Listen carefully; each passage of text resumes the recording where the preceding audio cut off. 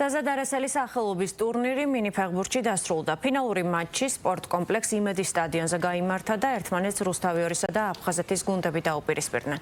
გამარჯვება სწორედ აფხაზეთმა მოიპოვა და ჯილდოს უკვე მეექვსედ დაეუფლა. ცნობისთვის ტურნირი საზოგადოებრივი მაუწყებლის პატრონაჟით და სპონსორების დახმარებით უკვე 25 წელია იმართება.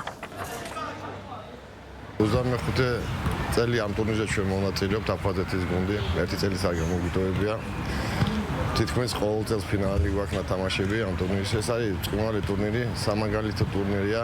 რას ნიშნავს მეგობრობის ზონის არ დავიწყება. 26 წლის ტურნირი გვინდა რომ აფხაზეთში ჩატარდეს. როცა ჩვენ დაბრუნდებით აფხაზეთში, ეს ძალიან მალე უნდა მოხდეს, რომ ჩვენ ეს წყნარი ტურნირი ჩვენი მიზანია.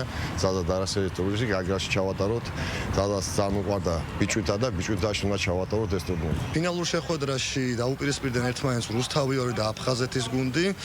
აფხაზეთი ამ ტურნირის ფავორიტია, 5ჯერ აქვს ჩემპიონის თასი მოპოვებული და რაც შეეხება რუსთავიორს, საკმაოდ კარგი თამაში აჩვენეს, სენსაციას ვერ დავარქმევდი, თუმცა სანახაობრივი შეხვედრები შემოგთავაზეს და დაიმსახურეს ნამდვილად ფინალში გასვლა.